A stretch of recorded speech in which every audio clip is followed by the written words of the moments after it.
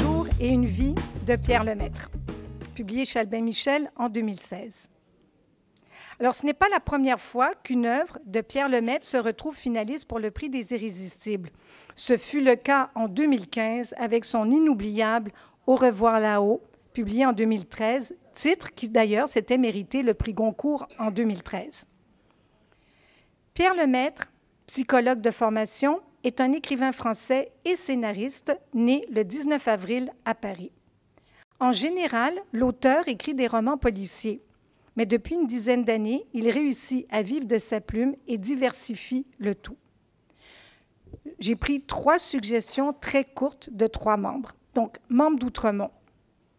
L'auteur nous entraîne à Beauval dans la vie d'Antoine, un garçon de 12 ans qui ressent de plus en plus de frustration et d'isolement. Il commet un geste irréparable et vit dans la peur d'être découvert. Il a peur des conséquences pour lui-même, mais aussi pour sa mère. On le retrouve 10 ans plus tard, sur le point de terminer son cours de médecine. Il aime une fille avec laquelle il projette de travailler en aide humanitaire. Il ne veut plus remettre les pieds à Beauval, qui lui rappelle tant de mauvais souvenirs, mais la vie en décide autrement.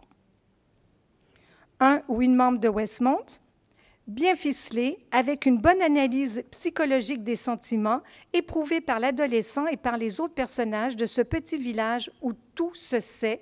Cette histoire se dénoue de façon pour le moins inattendue. Une excellente lecture. Quelqu'un d'autre d'Outremont?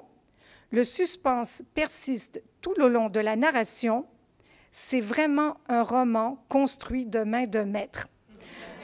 Je l'ai gardée pour ça parce que je la trouvais trop mignonne. Donc, ex aequo, avec un titre que l'on verra tout à l'heure. Est-ce qu'il y a des gens parmi vous qui voudraient donner son opinion sur 3 jours et une vie? Je n'ai pas aimé ce roman. J'avoue et je reconnais le talent de cet auteur de m'avoir fait vivre une tension et une culpabilité du début à la fin. Et je ne comprends pas que quelqu'un puisse vivre une vie comme ça. Et donc, mais je reconnais ce talent. Il faut sûrement du talent pour qu'on se sente coupable à plein temps.